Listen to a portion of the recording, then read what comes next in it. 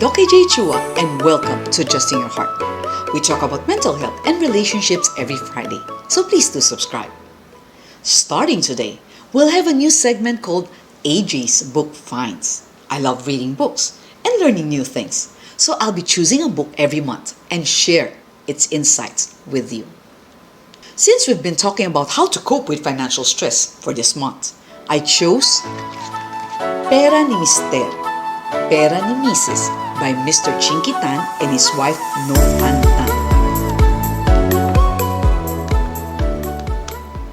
The books have very practical tips, many of which I've already talked about in my previous video entitled 3 Effective Ways in Handling Financial Stress as a Couple, like who handles the budget.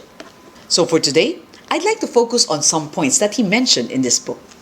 The title of Chapter 5 is Kamag-anak ni Mister, Kamag-anak ni Misis, relatives of the husband, relatives of the wife. So when a relative wants to borrow money, what should you do? Chinkee and Nove Ann advise don't immediately give money to that relative. Consult your spouse first. As a couple, think if this person's need is legitimate and if he will pay you back in the future. If you really decide to lend this person money, have a written agreement indicating the amount that was borrowed, the date, and mode of payment. The penalty for not paying should also be included. Both parties should sign the agreement.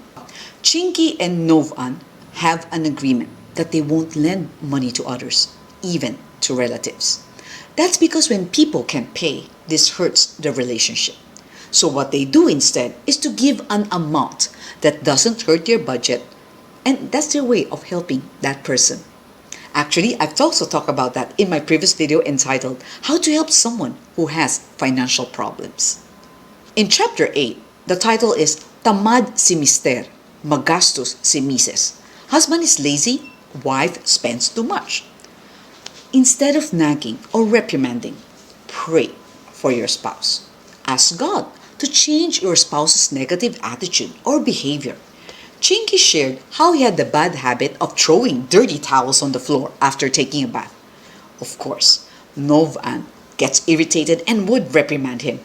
He in turn would get mad when that happens.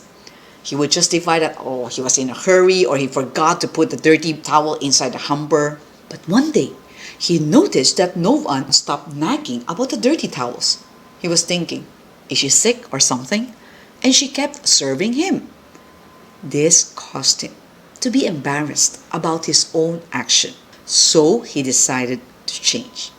He later found out that God changed Nove Ann's perspective. She learned to be grateful in picking up the dirty towel, as this signified that her husband is still alive. The last chapter is entitled Nagkamali si Mister, Nagalit si Misis. The husband commits a mistake and the wife gets angry. Included there are 10 commandments of a happy marriage. I'll just recite them because they're self-explanatory. Number 1, avoid blaming your spouse. Number 2, avoid belittling your spouse. Number 3, avoid disrespecting your spouse. Number 4, avoid being sarcastic.